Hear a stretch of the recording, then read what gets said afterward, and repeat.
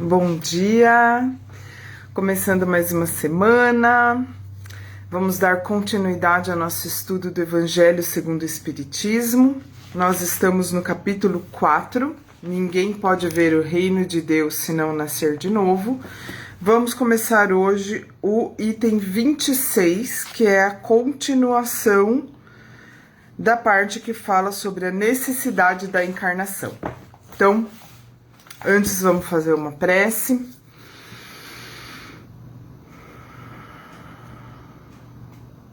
Vamos acalmar as nossas emoções, aquietar a nossa mente, buscar uma conexão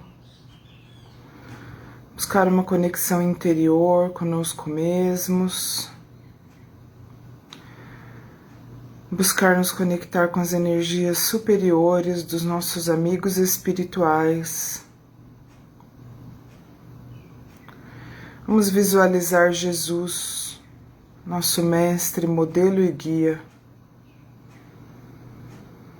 que nos ensina o caminho da vida eterna, da felicidade.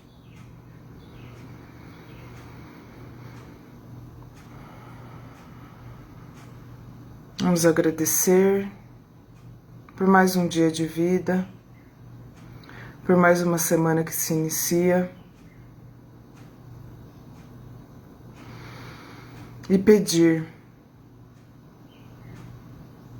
para que sejamos inspirados a todos os momentos para realizarmos as melhores escolhas. As escolhas para pensar, falar, sentir e agir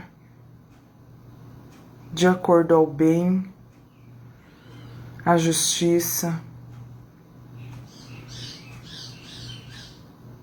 à beleza, de acordo com os caminhos e ensinamentos do Mestre Jesus. Que assim seja. Então vamos lá. Item 26. Começa com uma observação. Uma comparação simples ajudará a entender melhor as duas possibilidades. Estávamos falando, vamos dar uma revisadinha aqui no finalzinho do item 25, para a gente poder entender do que está falando o início do item 26.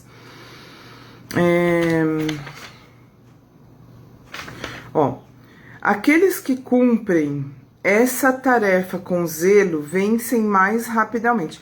Vou retomar um pouquinho mais. Qualquer privilégio, aqui está falando da criação de Deus. Da criação de Deus em relação aos espíritos humanos. Está dizendo que todos partem do mesmo ponto e ninguém tem um privilégio, ninguém é privilegiado. Então, Deus, sendo soberanamente justo, considera igualmente todos os seus filhos. É por isso que ele dá a todos um mesmo ponto de partida, a mesma capacidade, as mesmas obrigações a cumprir e a mesma liberdade de ação. Aí agora que vem os dois pontos que vai falar no item 26. Qualquer privilégio seria uma preferência, e qualquer preferência uma injustiça. Mas a encarnação é para todos os espíritos apenas um estado transitório. É uma tarefa que Deus lhe impôs no início de suas vidas como primeira prova do uso que farão de seu livre-arbítrio. Aqueles que cumprem essa tarefa com zelo vencem mais rapidamente, de maneira menos aflitiva, esses primeiros degraus da iniciação e colhem mais cedo os frutos de seu trabalho. Aqueles que, ao contrário, fazem mau uso da liberdade que Deus lhes concede, retardam seu adiantamento, e é assim que, pela sua teimosia, podem prolongar indefinidamente a necessidade de reencarnar, e é quando, então, ela se torna um castigo. Então, duas possibilidades: a pessoa cumprir com essa missão de buscar o desenvolvimento espiritual, de buscar o melhor aproveitamento da encarnação é a primeira opção, e a outra é por teimosia, por revolta, pela má escolha, né? Pelo mau uso do livre-arbítrio, a pessoa se atrasar nessa estrada da evolução. Daí que vem essa observação do item 26.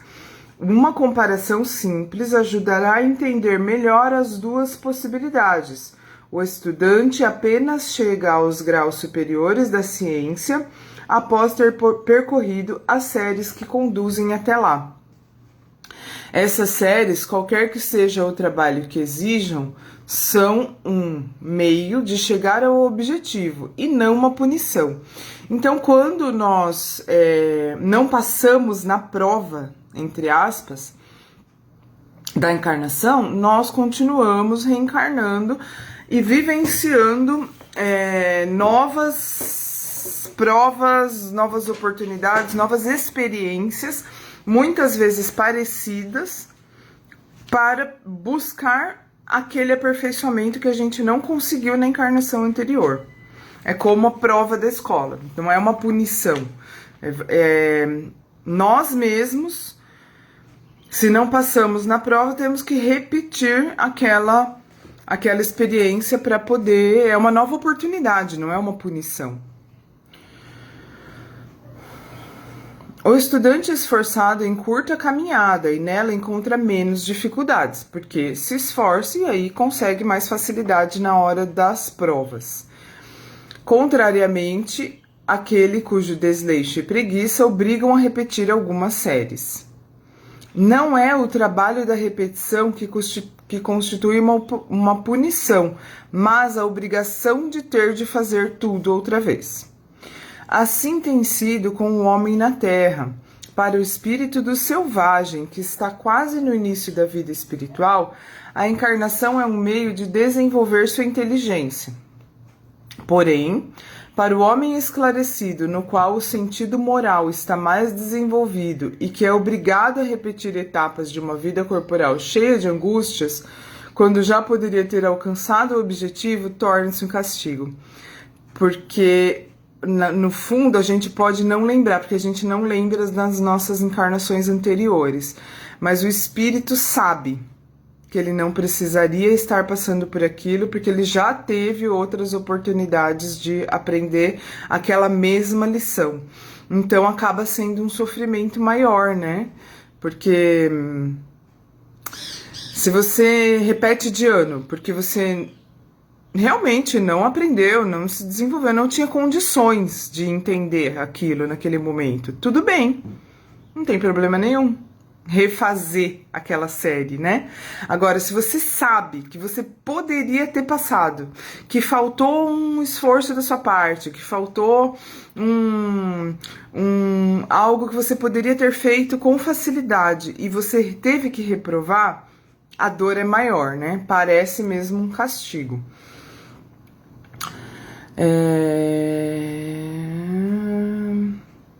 Torna-se um castigo pela necessidade de prolongar sua permanência nos mundos inferiores e infelizes. Então, o espírito sabe que ele já poderia estar num mundo muito mais feliz, com muito menos angústias, com muito menos dores, doenças e tudo isso que a gente vivencia aqui no planeta Terra, e não está por causa dos próprios erros. Ao contrário, aquele que trabalha ativamente para o seu progresso moral pode não somente encurtar a duração da encarnação material, mas vencer de uma só vez os graus intermediários que os separam dos mundos superiores.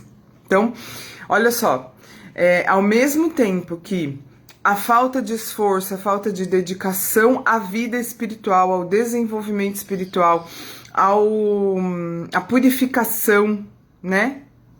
Ao mesmo tempo que a falta nos atrasa, quando a gente se esforça um pouco, a gente já tem a condição de pular, não é pular etapas, mas passar tão rápido por elas, que chega a vencer de uma só vez os degraus intermediários que separam dos mundos superiores.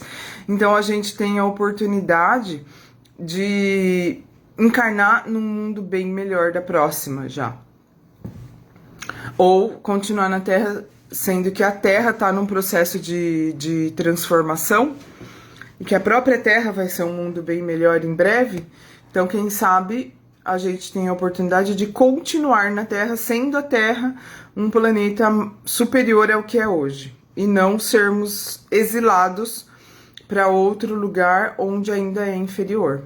Que isso acontece, como a gente já conversou em outros dias, quando falamos em outros capítulos aqui do Evangelho. Pergunta-se: os espíritos não poderiam encarnar uma única vez num mesmo globo e cumprir outras existências em outros mundos diferentes? Essa situação só poderia ser admitida se todos os homens encarnados da Terra fossem exatamente do mesmo padrão intelectual e moral. As diferenças que existem entre eles, desde o selvagem até o homem civilizado, mostram quais os degraus que tem que subir.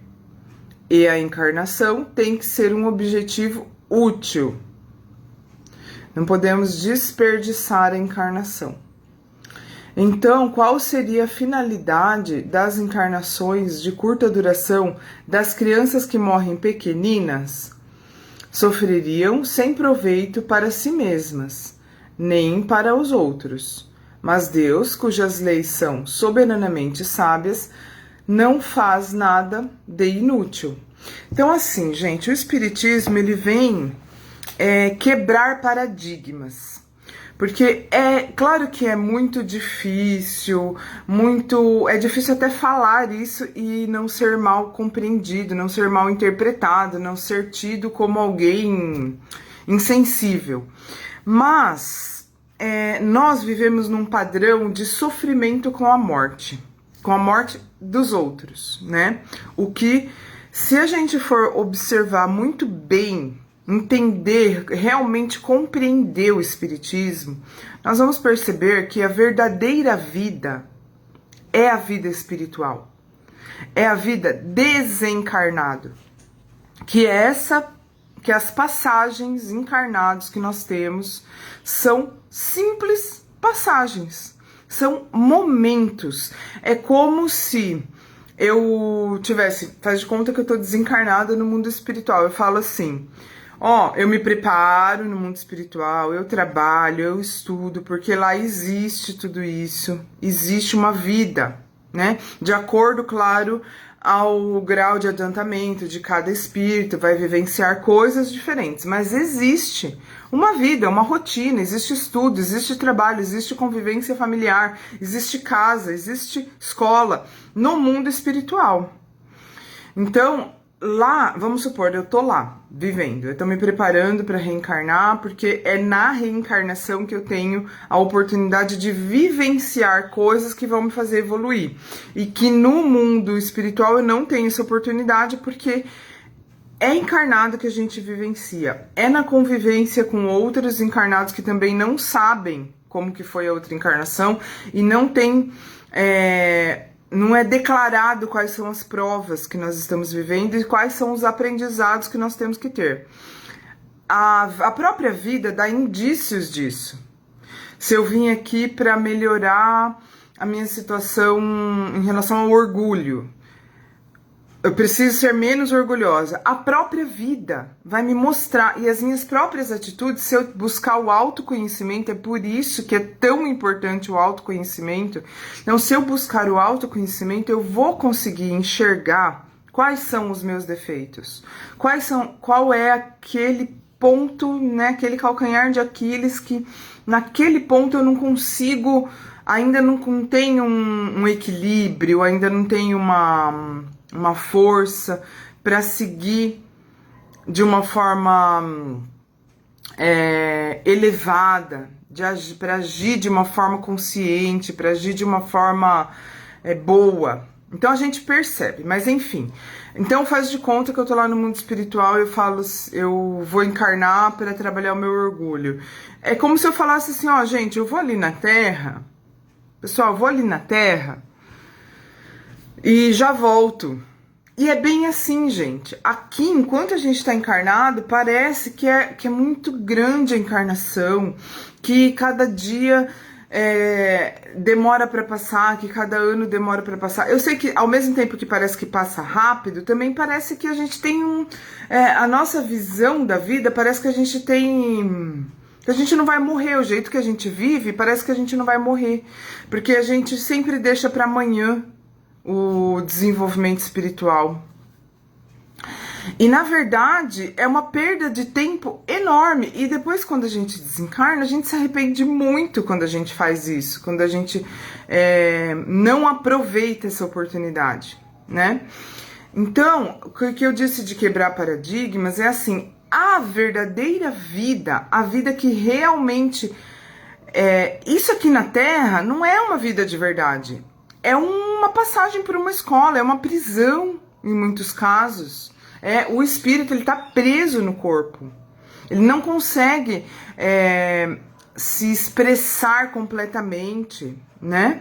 Então, nem sempre estar encarnado, na verdade, nunca acontece isso, porque Deus está comandando tudo, nada foge ao controle de Deus.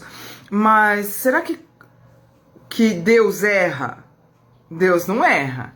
Então, se uma criança pequena morre, desencarna, e a gente tem verdadeira fé, é claro que se fosse meu filho, talvez eu nem conseguisse falar isso que eu tô falando. É muito mais fácil a gente falar quando não estamos sofrendo na pele. Mas qualquer ente querido, quando desencarna, a saudade é normal, a tristeza muitas vezes é normal, mas o desespero não é típico do espírita verdadeiro.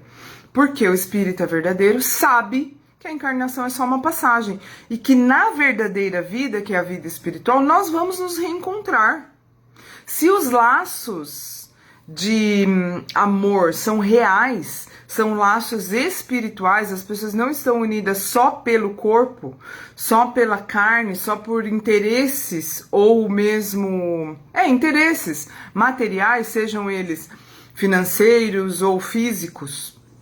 Se não for só isso que une as pessoas, elas estarão unidas no mundo espiritual também. Elas se reencontrarão. Então, e essa separação que a morte causa, ela é temporária e curta, na verdade. Então, aqui está dizendo isso. Primeiro, Deus não erra. Segundo, a verdadeira vida é a vida espiritual. Terceiro, quando nós nos revoltamos com a morte de alguém, nós estamos sendo egoístas. Porque nós queremos a pessoa perto de nós. Só que para ela, talvez seja melhor. Talvez não, com certeza foi melhor desencarnar.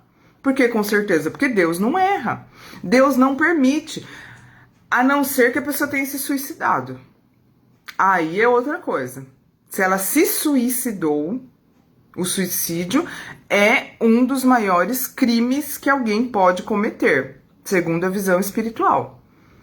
É muito, muito, muito grave e as consequências são horríveis. Se a pessoa se suicida pensando que ela vai se livrar dos problemas, ela está muito enganada, porque ela vai adquirir problemas.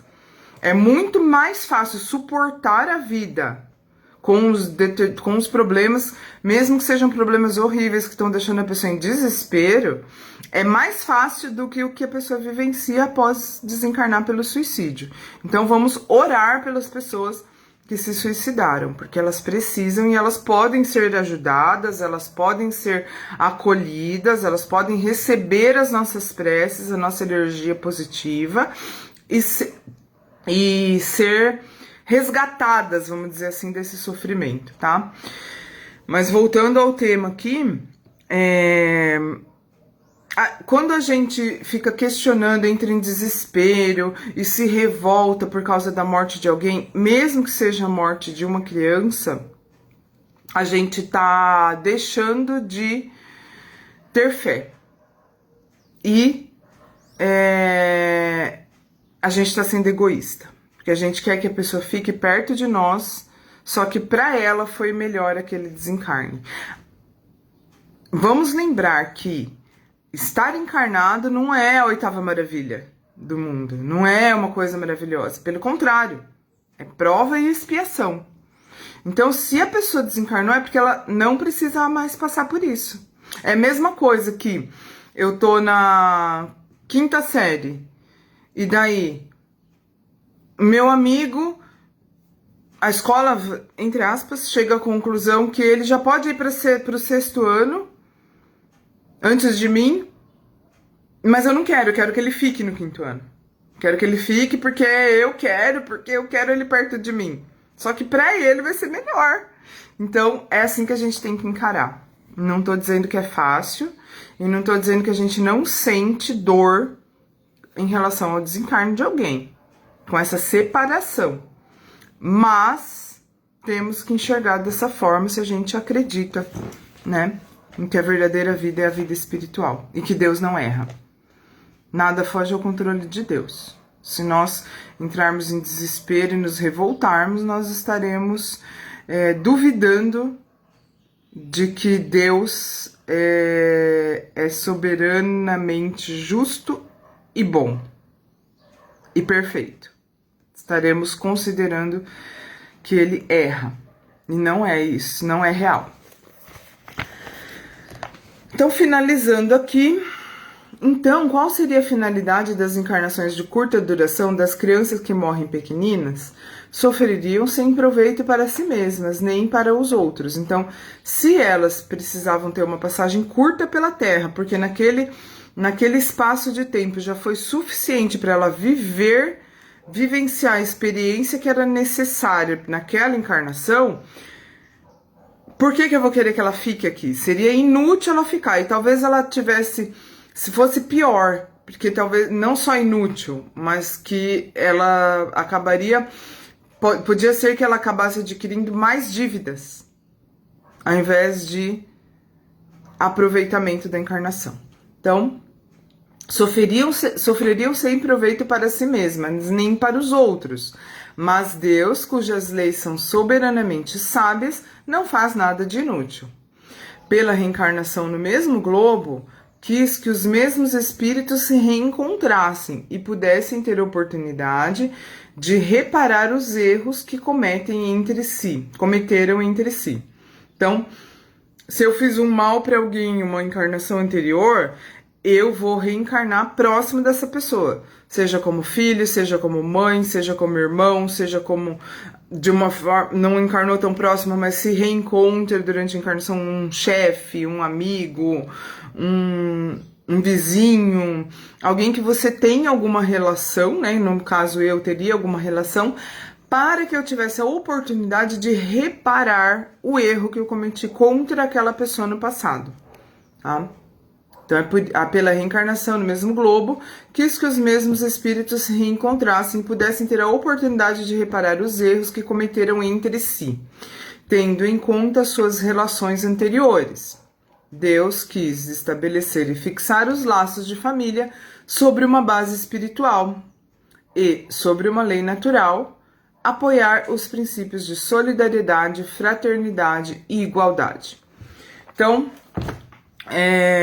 aqui o objetivo deste item aqui do Evangelho é falar sobre a necessidade da reencarnação e os laços, né, que ficou claro aqui ao longo desse capítulo, que nós terminamos hoje, o capítulo 4, que além da necessidade de reencarnação também existe aquela dúvida sobre os laços de família, né, as pessoas que têm dúvidas sobre a encarnação ficam tocadas por essa questão em relação aos laços de família, porque parece que eles se rompem, porque se eu sou filha da minha mãe nessa encarnação e na próxima eu não vou ser mais, parece que rompeu esse laço de mãe e filha.